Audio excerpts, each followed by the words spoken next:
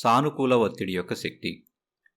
నేటి వేగవంతమైన జీవితంలో ఒత్తిడి యొక్క స్వభావాన్ని అర్థం చేసుకోవటం మరియు దానిని ఎలా సమర్థవంతంగా ఎదుర్కోవాలో తెలుసుకోవటం చాలా అవసరం. ఒత్తిడి ఎప్పుడూ ఒకేలా ఉండదు. ఇది రెండు రకాలు: డిస్ట్రెస్, ఒత్తిడిని ప్రేరేపించేది, మరియు యూస్ట్రెస్, ఒత్తిడికి ఉపయోగపడేది. తట్టుకోలేని ఒత్తిడి విపత్తుకు దారితీస్తుంది. ఇది స్పష్టంగా చెడు రకమైన ఒత్తిడి. ఎక్కువ పని లేదా పూర్తిగా పని లేకపోవటం చెడు ఒత్తిడికి దారితీస్తుంది. ఎక్కువ పని చేయటం వల్ల బర్నౌట్ స్ట్రెస్ సిండ్రోమ్ ఏర్పడుతుంది, మరియు తక్కువ ఒత్తిడి వల్ల రస్ట్అవుట్ స్ట్రెస్ సిండ్రోమ్ ఏర్పడుతుంది. చెడు ఒత్తిడికి గల కొన్ని కారణాలను పరిశీలిద్దాం.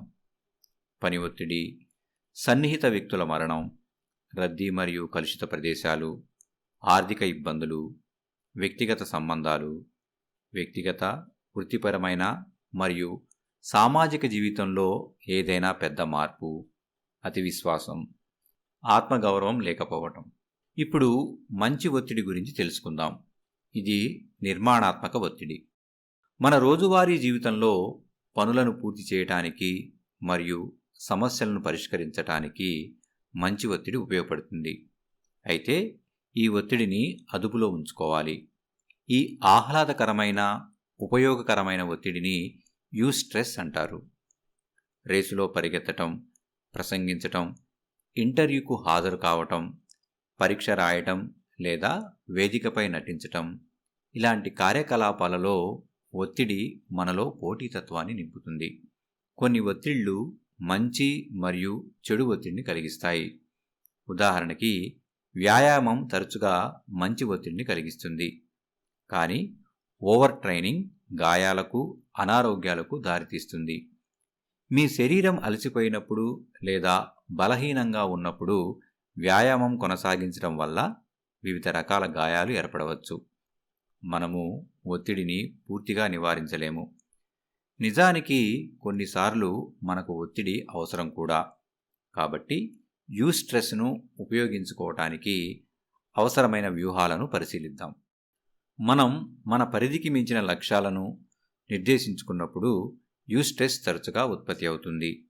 ఇటువంటి లక్ష్యాలు మన కంఫర్ట్ జోన్ నుండి మనల్ని బయటికి నెట్టివేస్తాయి. ఇది వ్యక్తిగత ఎదుగుదలను మరియు గొప్ప అనుభూతిని ఇస్తుంది. క్రమం తప్పకుండా వ్యాయామం చేయడం లేదా క్రీడలలో పాల్గొనటం యూస్ట్రెస్ను ఉత్పత్తి చేస్తుంది. ఇది శరీరాన్ని సవాలు చేయటమే కాకుండా ఎంతో సంతృప్తిని కూడా అందిస్తుంది. ఇది శారీరక మరియు మానసిక స్థితిని మెరుగుపరుస్తుంది. పని మరియు విశ్రాంతి మధ్య ఆరోగ్యకరమైన సమతుల్యతను పాటించడం వల్ల పని ఒత్తిడి బర్నౌట్గా మారకుండా ఉంటుంది. వృత్తిపరమైన సందర్భాల్లో బ్యాలెన్స్కి యూస్ట్రెస్ కీలకం. వీటిపై దృష్టి సారించడం ద్వారా మన పనితీరు, జీవన విధానం, ఆరోగ్యం మెరుగుపరుచుకోవచ్చు.